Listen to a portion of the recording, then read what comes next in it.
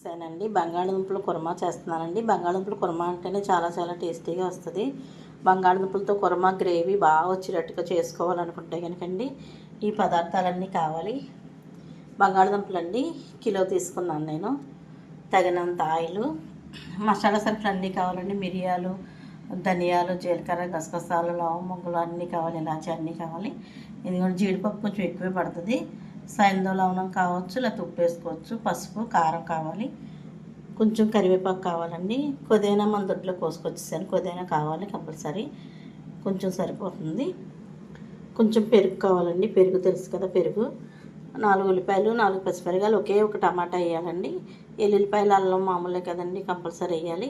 జీడిపప్పు, గసగసాలు, కొన్ని పల్లీలు నానబెట్టుకోవాలండి. ఇలాగా పల్లీలు కొన్ని, జీడిపప్పు ఎక్కువ, గసగసాలు ఎక్కువ వేయాలి. ఇలా నానబెట్టుకుని పేస్ట్ చేసుకోవాలండి. గరం మసాలా పేస్ట్, అల్లం పేస్ట్ చేస్తాం కదా, దాంట్లో పాటు ఇది కూడా కలిపేసి పేస్ట్ కింద చేసేసుకోవాలండి. ఒకే ఒక టమాటా వేయాలి. ఆ టమాటా కూడా అందులో వేసేసుకుని పేస్ట్ చేసుకోవాలి. 4 పచ్చిమిరపకాయలు, టమాటా, అల్లం, వెల్లుల్లి, గరం మసాలా అంతా వేయాలి. గసగసాలు, ఇదేంటి జీడిపప్పు, కొన్ని పల్లీలు, మొత్తం ఇదంతా పేస్ట్ కింద చేసేయాలి. మెత్తగా పేస్ట్ కింద చేసేయాలి మిక్సీలో వేసి.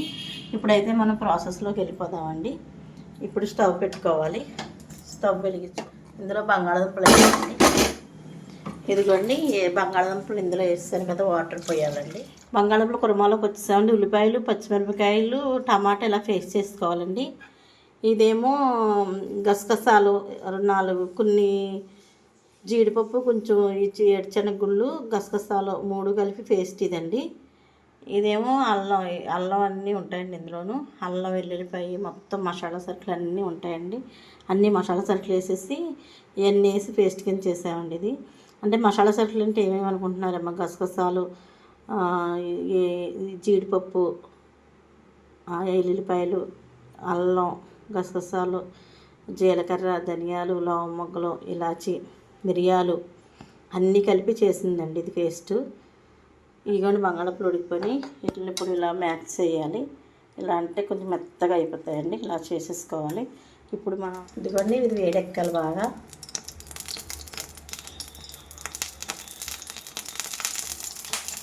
హాయ్ అండి, ఎలా ఉన్నారు, ఏంటి, ఏం చేస్తున్నారు అంతా? ఇదిగోండి వేడెక్కిపోయింది. ఆయిల్ పోయాలి.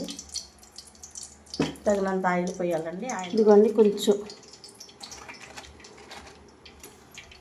4 లవంగాలు, 2-3 ఇలాచీలు వేసుకోవాలండి. ఇప్పుడు మనం అన్ని గరం మసాలా, జీడిపప్పు అన్నీ వేసుకున్న పేస్ట్ వేయాలండి. చూడండి అలా ఉడుకుతుంది కదండి, అలా దోరగా వేసిపోతుంది కదా. వేగిపోతున్నప్పుడు మనం ఉల్లిపాయలు, టమాటా, పచ్చిమిరపకాయలు అన్నీ వేసుకున్న పేస్ట్ వేయాలండి. ఇది కూడా చూడండి ఎలా వేయాలి. శుభ్రంగా అడగంటగంటనే ఉంటుంది, టేస్టీగానే ఉంటుంది. కొంచెం పెరిగేసి కలపాలి. ఇప్పుడు ఇలా ఉడుకుతున్నప్పుడు కొంచెం పసుపు, పచ్చిమిరపకాయలు, కారం వేసాం కదండి, కారం తక్కువ వేసుకోవాలి. కొంచెం కారం, సాల్ట్,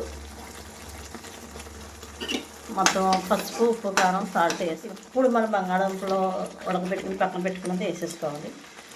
ఇలా వేసుకుని 10 నిమిషాలు పక్కన పెట్టేయాలండి. మగ్గుతుంది. సిమ్లో పెట్టుకోవాలండి. ఎప్పుడు ఈ కూర సిమ్లోనే ఉడకాలి. హాయ్ అండి, బంగాళదుంపల కుర్మా చూడండి ఎలా ఉడుకుతుంది. ఇలా మగ్గాలి. ఇలా మగ్గిన తర్వాత కొంచెం వాటర్ పోయాలండి. చూడండి ఇప్పుడు కొద్దిగా వేయాలండి.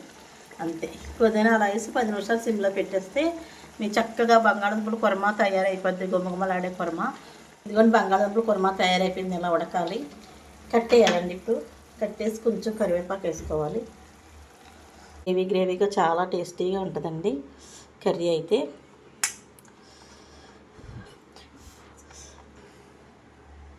కుర్మా చాలా బాగుంటుందండి. ఒకసారి మీరు ఈ ప్రాసెస్లో కనుక కుర్మా చేసుకుని పిల్లలకు పెడితే కనుక పిల్లలు చాలా ఎంజాయ్ చేస్తూ తింటారు.